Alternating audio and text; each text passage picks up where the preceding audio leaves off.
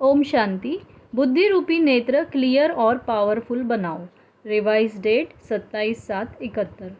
आज भट्टी की पढ़ाई का पेपर लिखत में दिया, फिर कल कौन सा पेपर शुरू होगा यह जानते हो? प्रैक्टिकल पेपर में कौन से क्वेश्चन आने वाले हैं उन्हों को जानते हो? किस किस प्रकार के क्वेश्चंस आएंगे? कल्प पहले क्या क्या हम आत्माओं द्वारा हुआ है वह स्मृति आती है? हाँ, जब यह स्मृति आती है तो क्वेश्चन कौन से आएंगे यह स्मृति नहीं आती है। माया सामना तो करेगी, लेकिन किस किस रूपों में करेगी यह भी जानते हो कि नहीं? मास्टर नॉलेजफुल बनकर जा रहे हो ना? मास्टर नॉलेजफुल को तो इन एडवांस सभी मालूम पड़ ही जाता है। जैसे साइंस वाले अपने यंत्रों द्वारा जो भी कोई घटना जैसे कि तूफान व बारिश का आना व धरती का हिलना आदि पहले से ही जान लेते हैं, तो क्या आप सभी भी मास्टर नॉलेजफुल बनने से इन एडवांस अपनी बुद्धि बल द्वारा नहीं जान सकते हो? दिन प्रतिदिन जितना जितना अपनी स्मृति की समर्थि में आते जाएंगे, अर्थात अपनी आत्मा रूपी नेत्र को पावरफुल बनाते जाएंगे, क्लियर बनाते जाएंगे, उतना उतना कोई भी अगर विघ्न आने वाला होगा तो पहले से ही यह महसूसता आएगी कि आज कोई पेपर होने वाला है। और जितना जितना इन एडवांस मालूम पड़ता जाएगा तो पहले से ही होशियार होने के कारण विघ्नों में सफलता पा लेंगे। जैसे आजकल की गवर्नमेंट को जब पहले से ही मालूम पड़ जाता है कि दुश्मन आने वाला है तो पहले से ही तैयारी करने के कारण विजयी बन सकते हैं, और अचानक आक्रमण विजय नहीं बना सकता। यहाँ एक तो त्रिकालदर्शी होने के नाते कल्प पहले की स्मृति ऐसे अनुभव करते हो जैसे कि कल की बात है, और दूसरा फिर नॉलेजफुल होने के नाते से तीसरा बुद्धि रूपी नेत्र पावरफुल और क्लियर होने के कारण वह इन एडवांस की बातों को कैच कर लेते हैं। तो तीनों ही प्रकार से अगर अटेंशन है व स्थिति है तो क्या आने वाले विघ्नों को पहले से ही परख नहीं सकते हो? और जैसे जैसे इन एडवांस में परख व पहचान होती जाएगी तो कभी भी हार नहीं होगी, सदा विजयी होंगे। जैसे नेत्र ठीक न होने के कारण व CID की चेकिंग ठीक न होने के कारण कभी गवर्नमेंट भी धोखा खा लेती है। इस रीति से सदैव अपने बुद्धि रूपी नेत्र की संभाल होनी चाहिए कि यथार्थ रीति से कार्य कर रहा है। CID का और क्या अर्थ है?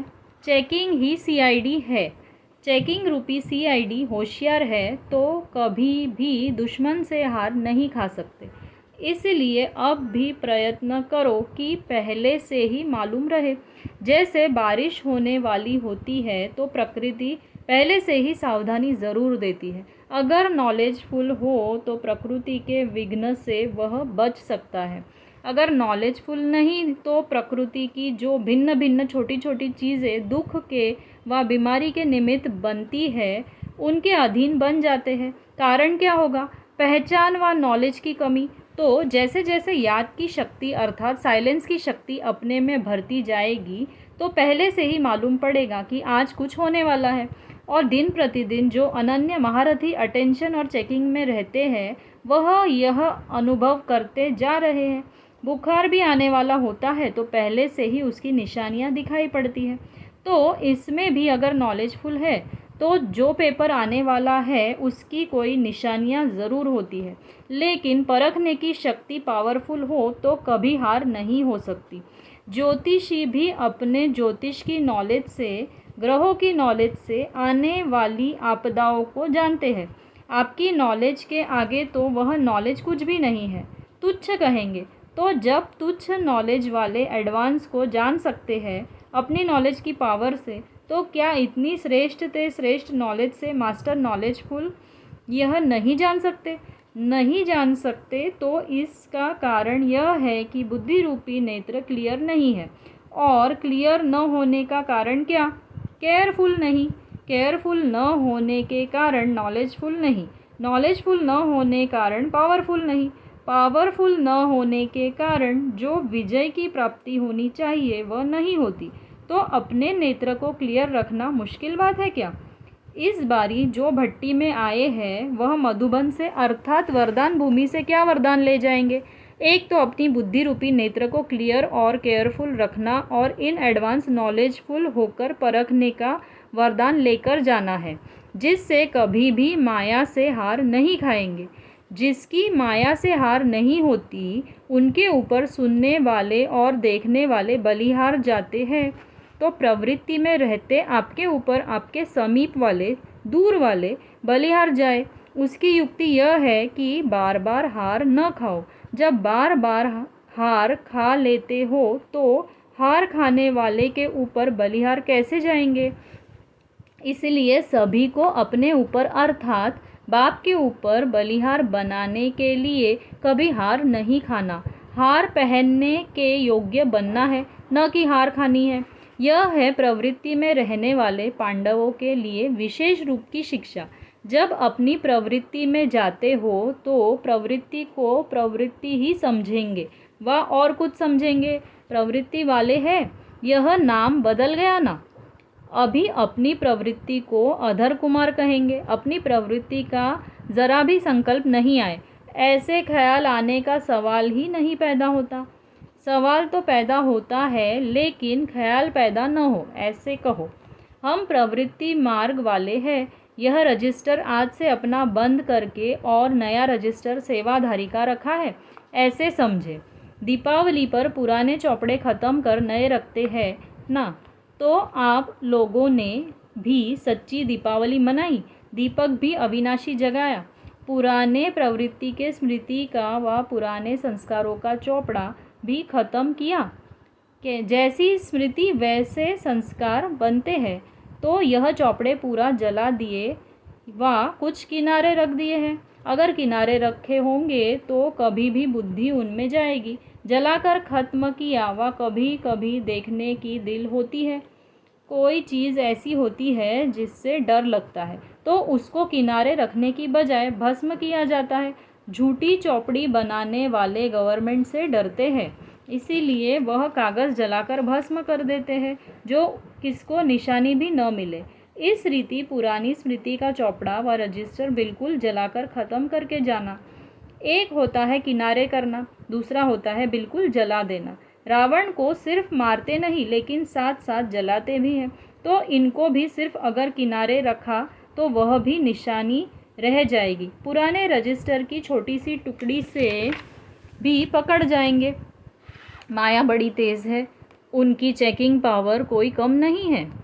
जैसे गवर्नमेंट ऑफिसर्स को ज़रा भी कुछ प्राप्त होता है तो उसी पर वह पकड़ लेते हैं। ज़रा निशानी भी किनारे कर दी तो माया किस न किस रीति से पकड़ लेगी, इसलिए जलाकर ही जाना। सुनाया था ना कि कुमारों में जेब खर्च का संस्कार होता है, वैसे प्रवृत्ति मार्ग वालों में भी विशेष संस्कार होता है। कुछ न कुछ आयवेल के लिए किनारे रखना, चाहे कितना भी लखपति क्यों न हो, कितना भी स्नेही क्यों न हो, लेकिन फिर भी यह संस्कार होते हैं। अब यह संस्कार यहाँ भी पुरुषार्थ में विघ्न रूप होते हैं। कई समझते हैं कि अगर थोड़ा बहुत रौब के संस्कार अपने में न रखे तो प्रवृत्ति कैसे चलेगी, व थोड़ा बहुत अगर लोभ के संस्कार भिन्न रूप में न होंगे तो कमाई कैसे कर सकेंगे, व अहंकार का रूप न होगा तो लोगों के सामने पर्सनालिटी कैसे देखने में आएगी।